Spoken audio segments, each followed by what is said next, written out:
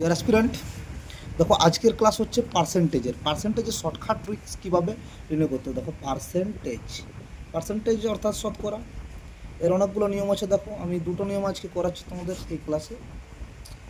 দেখো number one, দেখো যদি 25% অফ ফর যদি বলা হয়, পরীক্ষাতে এরকম কোশ্চেন আমাদের থাকে 25% অফ ফর, বা বাংলাতে যদি থাকে 25% এর চার। বাংলাতে কি 25% এর চার, অর্থাৎ 25%-এর চার যদি থাকে, তাহলে তোমরা কী করবে, কাটাকাটি করে পরীক্ষার হলে কী করতে হবে, 25/100 গুণিত 4 এখানে করবে, তাহলে 4 25 25 কাটাকাটি করবে, তাহলে কত হচ্ছে, এখানে হচ্ছে কত, অ্যান্সার হচ্ছে 1, তাহলে 1 অ্যান্সার।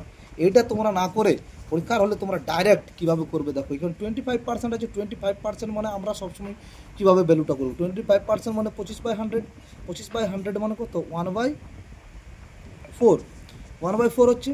তাহলে এই 1/4 যেটা আছে এখানে 1/4 করি, তাহলে ডাইরেক্ট 1/4 ইন্টু 4 করে দিলে কত হচ্ছে আমাদের ভ্যালু 1। তাহলে 25% মানে সবসময় মনে রাখবে 1/4, এটা ধরেই তোমরা করবে অঙ্ক। তারপরে দেখো 25%-এর 12, 25% অফ 12 যদি থাকে, তাহলে কী করে, 25% মানে হচ্ছে 1/4, তাহলে 1/4 ইন্টু 12, ক্যালকুলেশন কত সোজা 3, ঠিক আছে।